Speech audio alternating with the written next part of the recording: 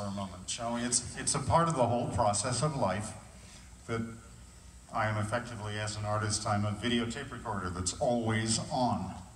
And I'm absorbing and I'm picking stuff up. And I look at this crowd and I'm sure faces from this crowd are going to turn up in my books somewhere because they've imprinted, and I'll walk down the street and something somebody's wearing, and it all goes back to this.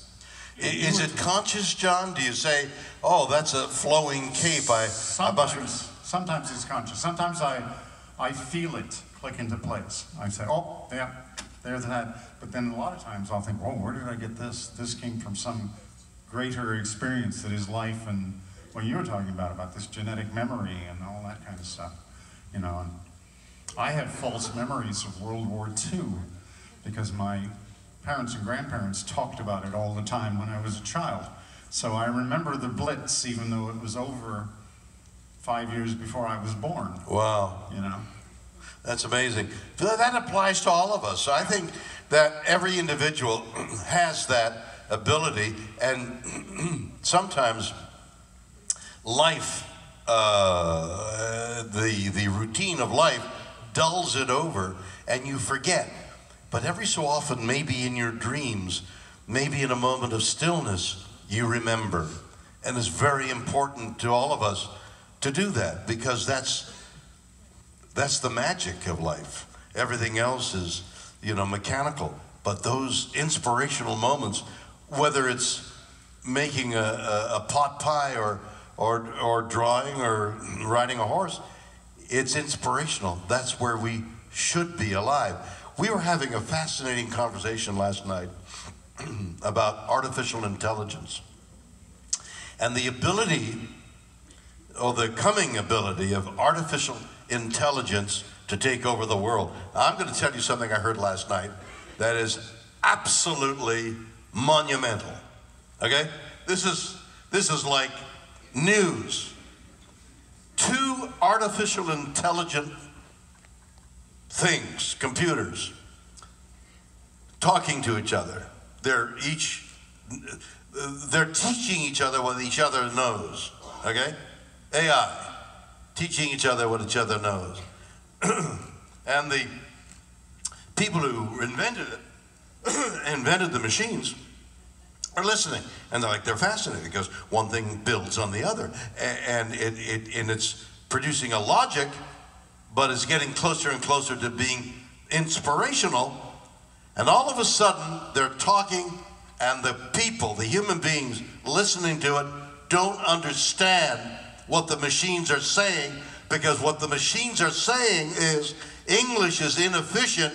Let's invent our own language, and they start talking in their own language, and the scientists shut it down because they don't know what the artificial intelligent machines are talking about.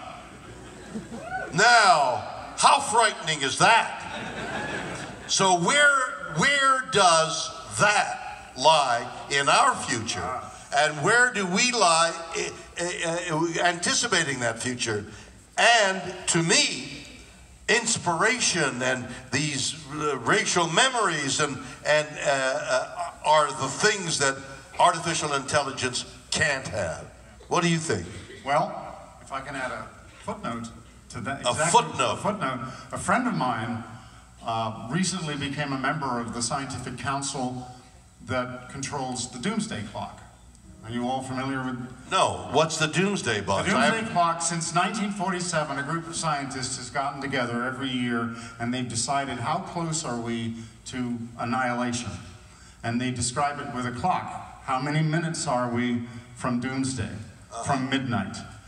And for most of its existence, it has sat at 2-3 minutes to midnight. It began measuring our threat of nuclear annihilation. How close are we to World War III? A few years ago, a few decades ago, they added the environmental threat as a component. The way we're destroying the environment, how close does that bring us to midnight? The clock now stands at 2 minutes to midnight. And one of the reasons is 3 years ago they added artificial intelligence. Artificial intelligence as a threat to human survival. They genuinely see it that way. The machines are going to take over. Well, I hate to leave you like this, but